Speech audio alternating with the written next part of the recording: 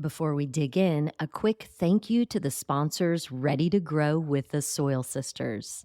Tejas Tonic is the official beverage of the Texas Soil Sisters. We especially love that the hemp for Tejas Tonic is organically farmed in the Texas Hill Country, with farms in both Dripping Springs and Lukenbach, Texas. The Soil Sisters podcast is powered by B&P Electric. Whether you're building, remodeling, installing low-voltage landscape lighting, or in need of an inspection, B&P is your Central Texas electrical contractor. Find links to our sponsors in the podcast show notes or head over to txsoilsisters.co. You're listening to the Soil Sisters podcast, where we dig in on family farming and ranching, regenerative agriculture, healthy living, and planting seeds in our community. We invite you to listen, subscribe, and grow with the Soil Sisters. Hi, y'all. I'm Joanna Newting, joined by my blood, soul, and soil sister, Crystal, at the Southern Family Farmers and Food Systems Conference. We are broadcasting live, and Kris Vandenberg, the founder of Vetted Farms and Kitchens, is our first guest and perhaps guinea pig. I love it. Welcome, Kris. We're so happy to have you. Well, it's happy to be here. Thank you, ladies, for having me on. I'm excited to chat a little bit more about agriculture, farming. Yes. Well, and we love this conference so much. And, this is our third year of being at the Southern Family Farmers and Food Systems Conference. And now it just feels like a reunion. It really does. Walking in here and seeing people that we know, and it feels so good. And to feel like the community that we want always, but we just really get to kind of squeeze in here together. So, Kris, you are a U.S. Army veteran, and you are dedicated to community service here in our community in the Central Texas area. And, honestly, in Texas terms, you might as well be our neighbor. So we're awfully close. Amen to that. Yeah. We technically neighbors, aren't you guys in Lockhart? Yes. Right? So, yeah, we're in Texas terms, yes, that's neighborly. Where I'm at in Kyle Maxwell area, I got to drive everywhere to see anybody anyway. So I feel like everyone's my neighbor as long as I'm having a conversation with you and, building community. You're my neighbor. So no matter how far the distance is. Amen. So tell me, when did you found Vetted Farms? Vetted Farms kind of came about from my passion of a culinary field. I've been a chef since 2017, actually a professional chef since 2013. And then moved to Texas, moved to Austin, kind of went through that whole rigmarole of like working in the restaurant industry and working corporate, and then striking out on my own with my own food truck and my own catering business. And then Vetted Farms came about from everything's kind of, you have to throw in the caveat of the pandemic and like what that did to businesses in general. I was an essential business, but my food truck had broken down at the time, so I had to pivot anyways. So I turned into more research and development of where my food's coming from, what food am I serving to people, what the nutrients in the food, and that kind of came about from health issues and things that were going on within my own family and my life. Yeah.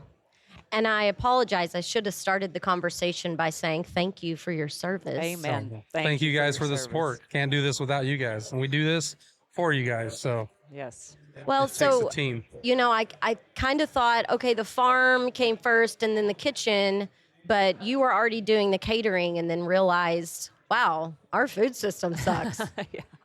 Honestly, that's kind of where it came from. It kind of came about, and it was a moral kind of dilemma for me too, because I was running a business. You're bootstrapping, you're doing all the things, you're wearing 17 hats, and you're budgeting and trying to figure out how am I going to run this business.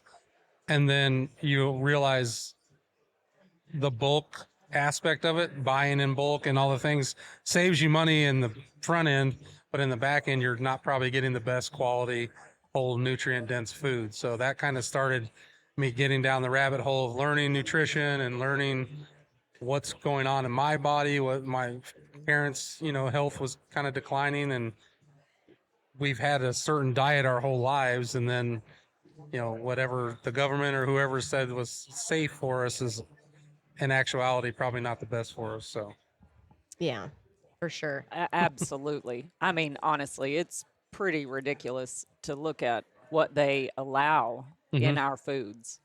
And then, it is the choice. And I'm so proud and appreciate you for recognizing that. And that's really one of the conversation starters that we have here at the conference is, what was your aha moment? yeah, And I think that I'm hoping that the pandemic was an aha moment for a lot of people. Definitely. I feel like it has been, and a lot of the people in this community that we've met really had some experiences during that led them to where we are. So for sure. Yeah, something good always comes out of everything. Yeah. So, being vetted farms, you are getting veterans hands in the dirt. So, I do want to spend some time today talking about the benefits of getting veterans engaged with farming and nature and just kind of talk a little bit about what you're doing in that realm. Sure. Yeah, and it does lead off with the conversation about how I got to that point. And Fetid Farms has been around for almost 2 years now, but I'm bootstrapped. I'm, very grassroots, and we're not doing program. I'm still in the research and development phase of the farm. A lot of it is what I'm doing now, outreach and advocacy for the veteran ag community and just the ag community in general, and specifically the regenerative ag movement, working with Kiss the Ground and other organizations like that, just trying to unlearn all the things that we were taught growing up. I mean, I'm 47, so I might not look it. Your listeners can't tell what I look like, but everyone's like, man, you're 47, no way. And I say that to say is like, I have to unlearn all the things that we were taught, whether it's from our parents or from society or from, schooling or whatever, to get to a point where I'm comfortable enough. And this is one thing that I would tell anybody that's thinking about this industry in general is just do it, jump in, sometimes both feet, but at least one toe, like jump in, start doing it, because you don't want to get stuck in that like analysis paralysis and not move forward, because it's only going to benefit you in the long run. Well, and also the apathy of just like, oh, this problem's too big, I can't solve it. Go with that stagnant, kind of thing that we all feel kind of stuck in. Well, and the beauty of this is it's baby steps. And all you have to do is just take one step, just like you said, just put a little toe in. Yeah. Because once you do a couple of things and begin to understand and you're learning and unlearning, it just gets more and more exciting, and you want to do more and you want to learn more. And you realize how very simple it is, support life, period. Right. So now, in every moment, in every decision, how can I support life?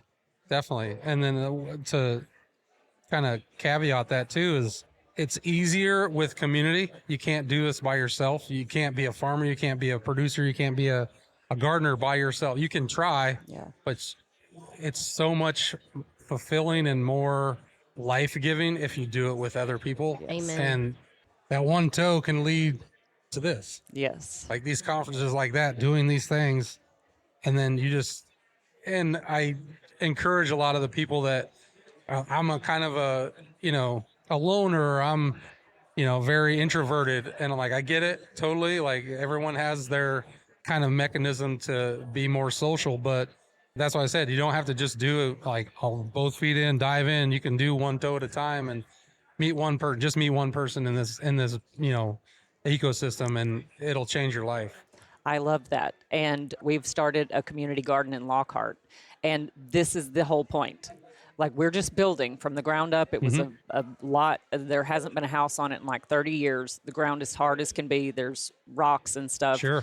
We're just putting down organic material and, kind of building out spaces and beds. But it's just get the community involved and just come over and be with us.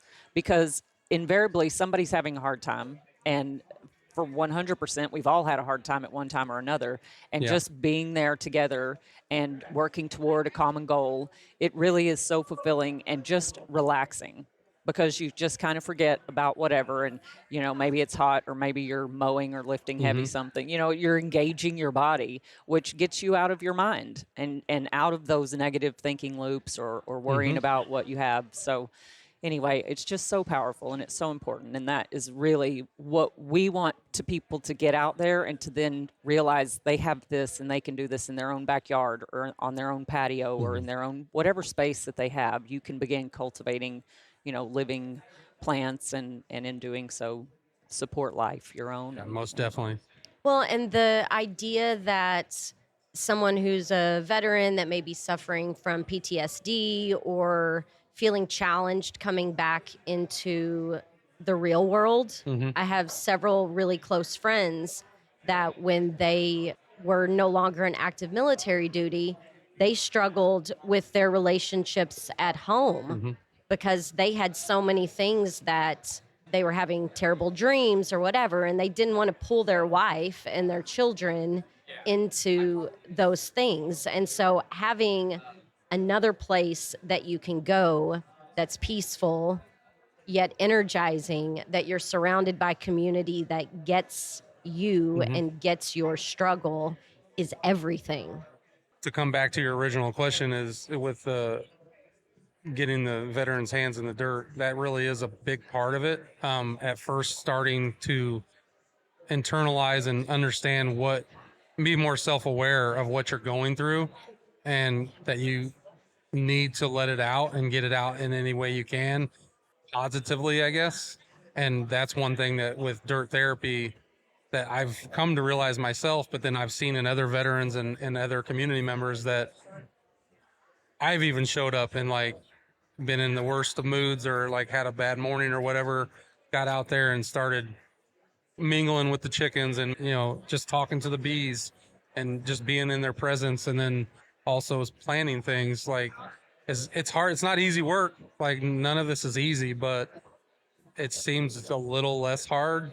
So then that goes into what you're dealing with outside of that moment too, whether it's at home, in your job, or transitioning from the military to civilian life, because it is a different atmosphere that you're coming from. Whether you did it for 30 days or you did it for 20 years, it's definitely a shift in just everyday life. And then it's also something that a lot of veterans that I've talked to outside of just the agriculture community and all the different other outreach advocacy that I do for our veteran of foreign wars, our VFWs, and some of the entrepreneur programs that I'm a part of, a lot of it just gets back to that. You kind of made a good point where they don't want to burden their family members with their struggles, so they just internalize it, and then they take it out and they self-medicate or however they deal with it, and they don't know how to release some of that. Yeah. And so this gives them a chance to just be out in nature, feel that energy, and then also to connect with community, because that's really a big part of what I've tried to do over at least the last 3 years, if not the last 7 to 8 years, since my food truck shut down, to the point of, actually it was 2020. So yeah, I guess it was the pandemic. So about 5 years ago is when I kind of transitioned to just catering. And then I started doing more veteran or just retreats in general, more private chef events. Because one of the things that I bring to the table, pun intended, is the food.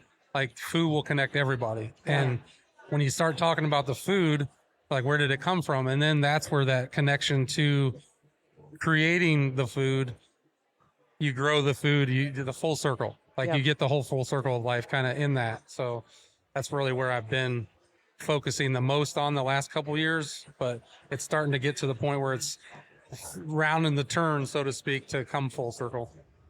So that brings me then to you receiving the $25,000 grant from Kiss the Ground. So congratulations on Thank that. you. Thank you. It's amazing. Great. So talk about your 20-acre transition project that you're doing with that grant funding. So yes, and thank you to Kiss the Ground if they're listening, Finney and Makepeace. This only happened because of this community, and because advocating for veterans. I mentioned that in my story, meeting Finney and mentioning what I was doing with the farm.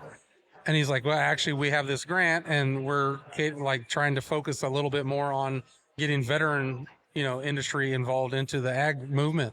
So that got me connected to them. I applied and got it, and it's amazing. And it goes into the actual operational piece is trying to take quarter to half acre plots and just start planting, and then eventually having almost a co-op of veteran learners and first responding learners in the nonprofit, learning how to cultivate and grow their own products.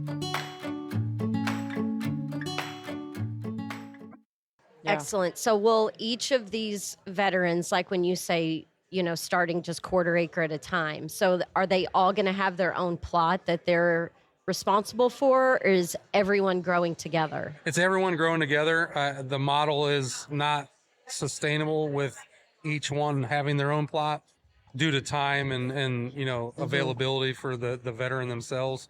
It's mostly going to be kind of 1 or 2 day workshop to start off with. Yeah. Kind of like what we're doing right now. Yeah. Just getting the community out there, getting them involved, and then eventually building out off of that. Well, and that's what we're doing at Main Street Gardens in Lockhart is we have one garden that we're all growing together. Yeah. Because part of the problem for someone like me, I'm really busy and I'm going a lot. And if I leave and I neglect my own garden, when I come back, everything's dead. But when we're all growing in one garden together, everyone can pick up the slack for everyone else that can't be there in that moment. And so it truly is community. Yeah. Yes. It's that built-in support. Absolutely. And everyone's invested in the whole thing. And it's not like, well, I'll go and work on my little corner and that's it. I'm not putting any energy in somebody else's stuff. It just takes all of that out of the equation, and it just brings us back together into that one community that supports one another. And we have these people that are good at that, or, he's got the weed eater and he can chop those down and we'll be over here doing something else. And that's the way things should work. That's the way nature works. That's the way the biology in the soil works. And when we get that going, then everything is cake. Yeah, And we've recently recruited more muscle. Yes. So if there are any veterans in the Caldwell County area, This is literally come why I'm on. bringing you it got up. one right here. All right. I'm definitely coming soon. I got to love get over it. there. Well, and I'm excited to come out and see your operation as well. Yeah, because definitely. bees they're so important. I love them so much, and I love to hear, like, when a bee comes and finds me and is just like flying around. So I can't imagine being near the hive, and I'm looking forward to that. Well, I would love to have you guys out, and that's kind of my thing too, as well. To your point of you're busy, and if you leave, then who's to pick up the slack?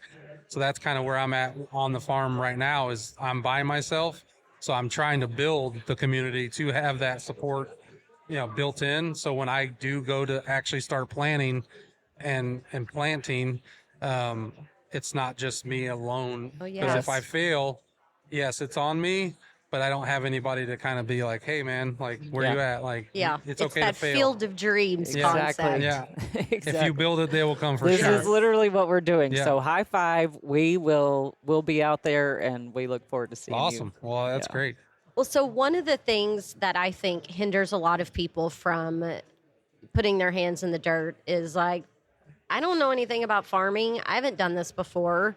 So what is your background? Do you come from a That's family awesome. of farmers? I'm glad you asked me that because technically, yes, I did. So finding out growing up, my dad he worked for a state park in the maintenance department. So he was like the head technician for the state park.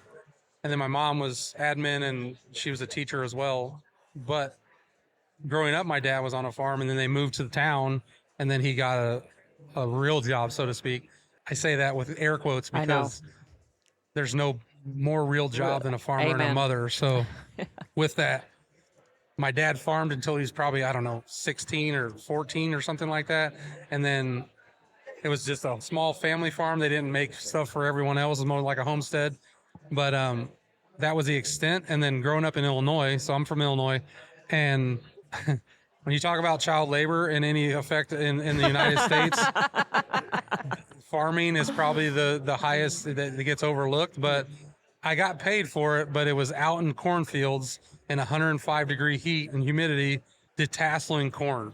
So that was my extent of farming growing up. And I did that for like 3 summers to pay, for extracurricular things. But yeah, that was pretty brutal. But that was my extent. But I grew up, there was a hog farm across the street. There was a dairy farm on the other side. There was a cornfield and a soybean field. So I was surrounded by farming, just not myself or my family in farming. So then I get to Texas and I get into the culinary field, and that's when all the farming stuff started to kind of take hold, and specifically after the pandemic with the health. And we cackled so loudly because we were child labor growing up. Oh, Yeah. yeah. Yeah. We spent a lot of summers on a fence line. We got paid $5 an hour. We would get woken up at 5, or we'd be out the door at 5:30 in the morning. And of course, my dad had, he has all girls. So he would wake me up and I would just start crying because I'm just like, I do not want to be up right now.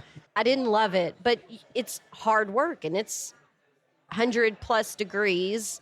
And we were all responsible for bringing our own water. I mean, to put it in the cooler. Yeah. And if you forgot to put water in the cooler, you might be having a Bud Light on the fence line if you got thirsty. It builds character, and that's why one of the things I think that really meshes well with veterans in agriculture is because that lifestyle has already kind of been ingrained and trained into us. Maybe not specifically the actual farming itself, but the waking up at 5 a.m, getting out there and doing physical labor, The ability to don't do want hard to. things. Yeah, definitely. Yeah. I think that's a problem in our country, is that people don't want to do hard things. They don't have enough grit. They don't understand the power and the feeling of doing a hard thing and the joy that you get from finishing that hard thing and looking at it and being like, I did that and it hurt, but it was great. And I'm so proud of myself or the group or the community. And I mean, there's really something to be said for working hard. I mean, as much as I hate technology, or I love technology, I hate technology. Yeah. Like, I don't like to use the word hate, but it's that kind of balance. Yeah. We need it, but Yeah. then we also, that's what takes us away from doing the hard things. Exactly. Oh, yeah. It makes people soft. Yeah. It makes them complacent. Yeah. And yeah, there is something about driving down a dirt road and looking and seeing a few miles of fence line, yeah. and you're like, that's a good looking fence. Yeah. We can built. still drive and see fence that we That's built. awesome. Yeah. That is so cool. Yeah. We also did a lot of watermelon picking, which I was like, could you not have grown something that was less heavy? intensive labor. Yeah. I don't know. I was gone for the watermelons, but I did haul hay quite a bit. Yeah. Yep. That's no joke either. No. And the square bales, it was back in the day. People Like don't, I don't 50-pound see bales. square bales Yeah. anymore.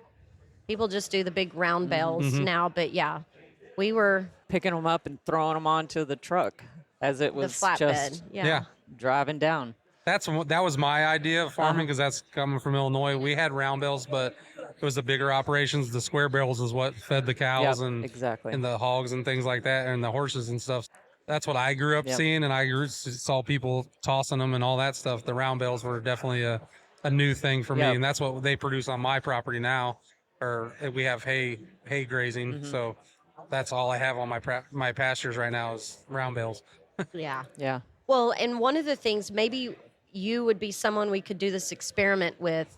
We were just reading about fermenting the bales.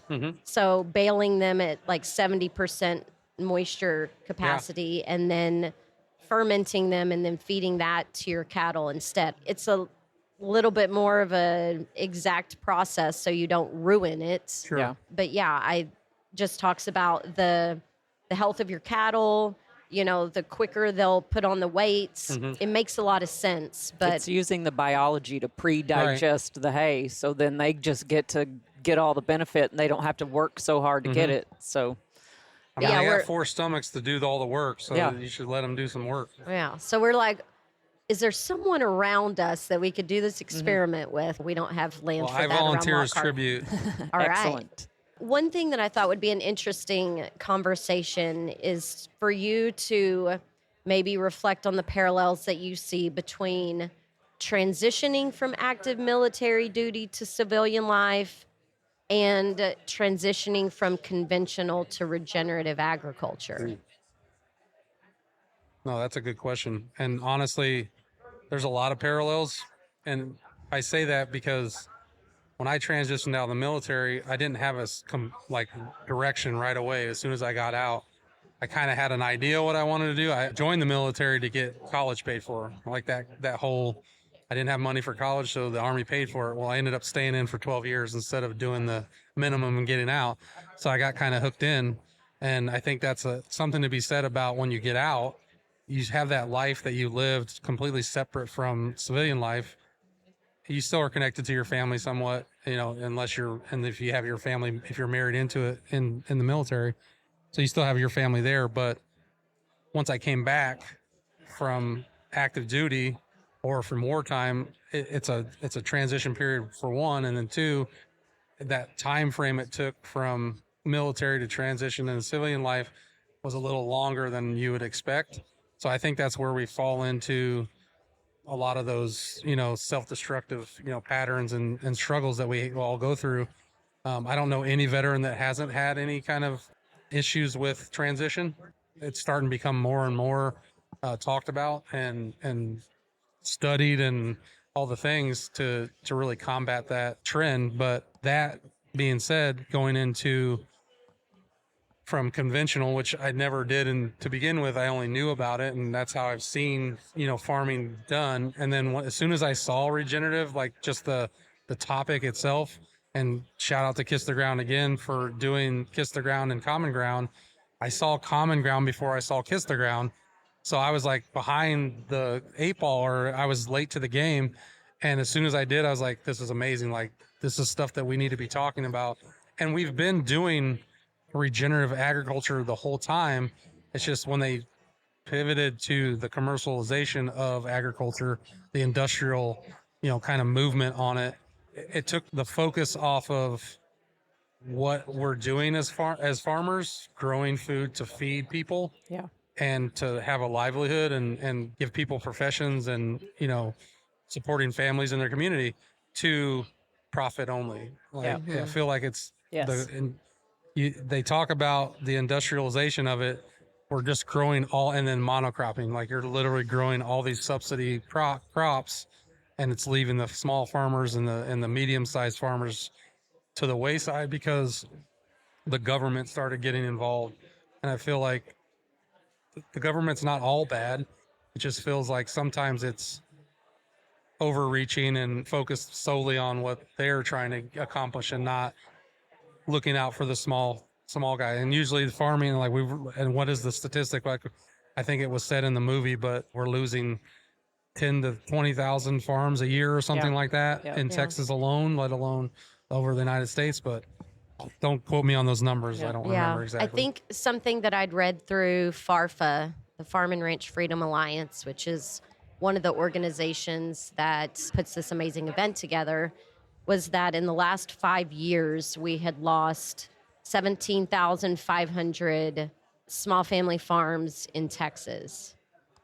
And I can see how that happens just with what's happening with our own family. We have our family land was settled in 1887. That's when it began. Oh, wow. And so, we're 5 generations in, and our great-grandfather had accumulated a lot of land. When by the time I was born, I think there was like 18,000 acres, and now there's 5,000 acres.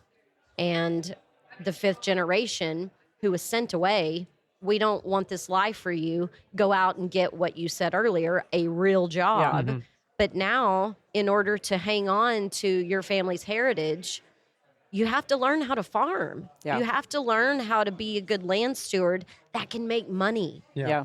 And so whether or not, you wanted this life for me as a member of this family, it's my responsibility to learn how to be a responsible land steward that knows how to make money. Absolutely.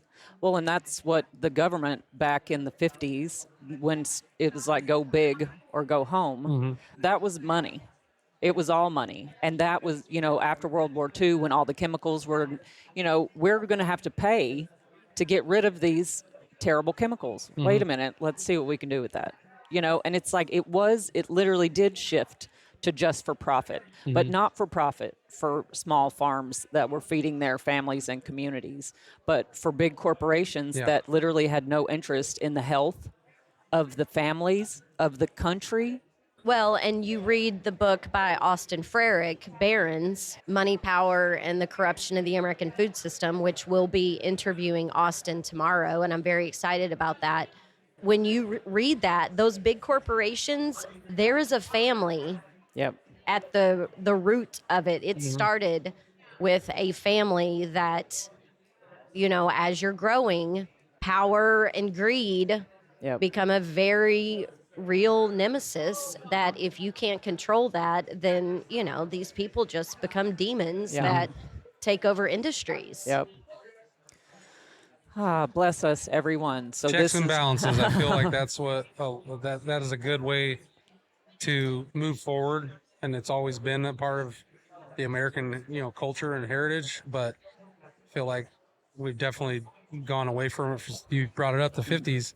Let me also go back to, there's nothing wrong with monocropping at all. I think you brought up the good point of just being a good land steward, and that's where I was kind of going with we've been doing regenerative agriculture since the dawn of time. It's just we've gone away from it to focus solely on supporting your farm, because you can't on just, and to your point, with the chemicals and all the things that you need to pay for to get rid of the weeds and the bad things that are in your fields. I feel like we need to get back to the mindset of some things are bad, but you can also put the good things in that mitigate the bad things, but the bad things actually have some value to them, even though they are bad when it comes to monocrop. So just like with everything, a pinch or a pound. A pinch is one thing and a pound is another. Definitely. And when they want you to put 150 pounds per acre of nitrogen on a field, like, I will just say that we've gotten to a place in our biology that you may have something green and tall and lush, but there will be absolutely no nutritional value to it, and it is just a waste of We're slowly killing ourselves. Yes, Slowly. exactly. Well, and, when we're talking about the parallels of transitioning, the thing that I heard you say, the word that popped into my head was meaning. With conventional agriculture, you're just trying to survive. And when you transition into regenerative agriculture, you recognize the meaning in all of these things. Like the sticker burrs that are in our field when, our warm season cover did not come up, but we have a proliferation of sticker burrs. It's like you have to find the meaning in that instead of just poisoning it. Something's not healthy. Let's fix it the right way. So I feel like too, when you're talking about kind of floundering after leaving military service, like I don't know what to do next. Regenerative agriculture can give someone meaning in that time that they're spending, in thought or in communion with nature, and, maybe help you find out what that next thing is. You may not be a farmer, but farming may help you find your meaning. And their studies have been done. Like when you put your hands in the soil, you begin communicating. Your body is communicating with the life in that soil. Your hands are on Mother Nature. She is going to heal you. And 100%. that you don't have to figure it out. You don't have to come up with the exact thing. You just have to start moving your body and connect with nature. One of the coolest things that I got from any workshop or presentation, now I want to say it was from Kissed Around, but it could have been something else. I've seen so many things over the last couple of years. But one of the coolest realizations, it was a visualization of if you take what's below the soil, it's 10 times of what is above the soil with the ecosystem and the networking and the energy and all the things. So why are we killing that? Why are Yes. we destroying that? This is what we should be nurturing, Yes. and everything above it will just only be abundant. So that's Yes. why that was the visualization that really kind of switched, like light switch on for me, was when I Yes. saw that and Your heard that. aha moment. I love it. was definitely that. Yes. I like it.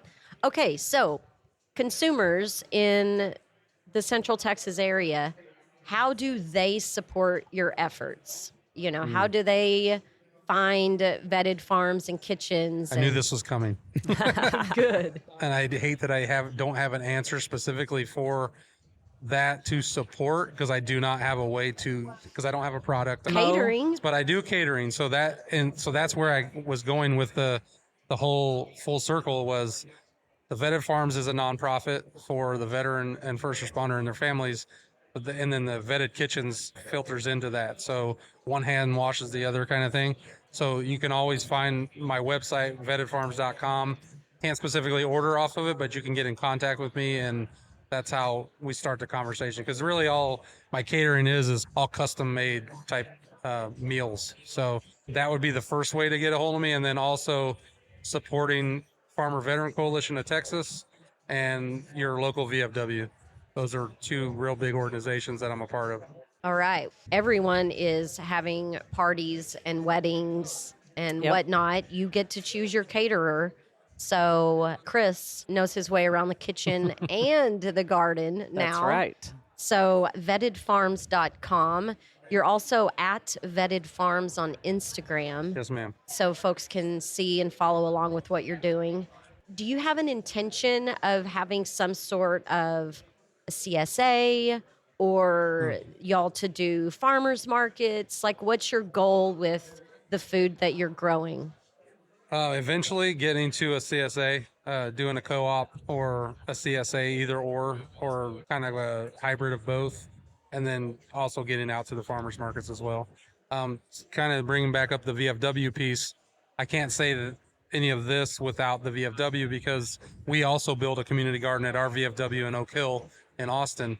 And that's one way to support this movement, is by supporting that community garden. So if you want to go on VFW4443.org, we have a actual link to our community garden there, and you can rent plots. You can also just support monetarily or come out and do one of our garden work days.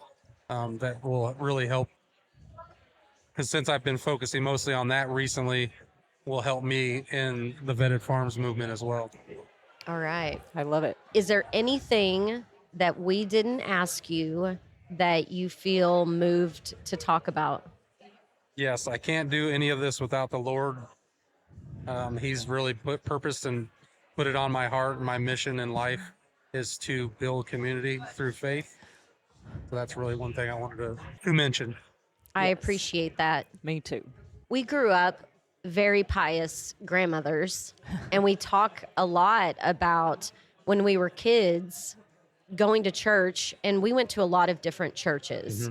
We were part of a blended family, so it depended what weekend it was. We might be at the Baptist church or a Methodist, or my mom was going to the Episcopalian church. Other grandparents were Catholic. We had another grandmother that was at like the Church of Christ. Foursquare. Yeah. Another Church of Christ.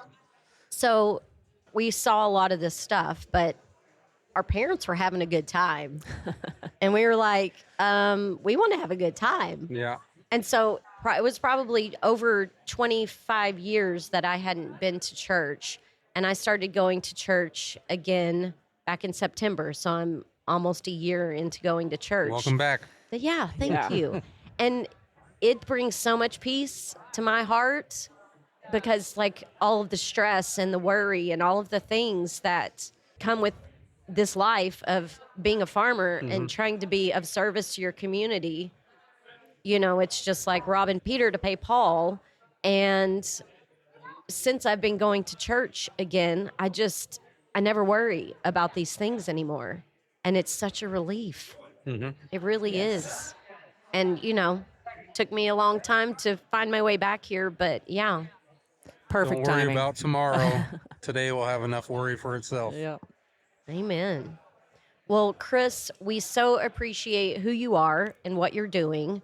We're proud to be your neighbor. Yes. And we look forward to collaborating with you in our little area. Is yours in Caldwell County? Yeah, I'm in Caldwell. I'm right okay. on the edge. Like, I'm literally between Caldwell and Hayes.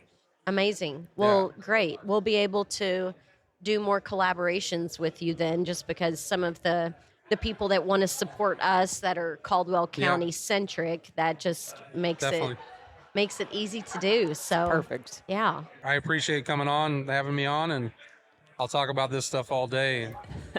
You can't see Us my too. face, but I'm smiling. So thank you guys for listening. Thank you. Connect with the Soil Sisters at txsoilsisters.co. Submit questions, guest or show ideas, and sponsorship inquiries. The Soil Sisters podcast was created and produced by Joanna Nuding. Editing and sound design are in the capable hands of the PodConnects Podcast Network.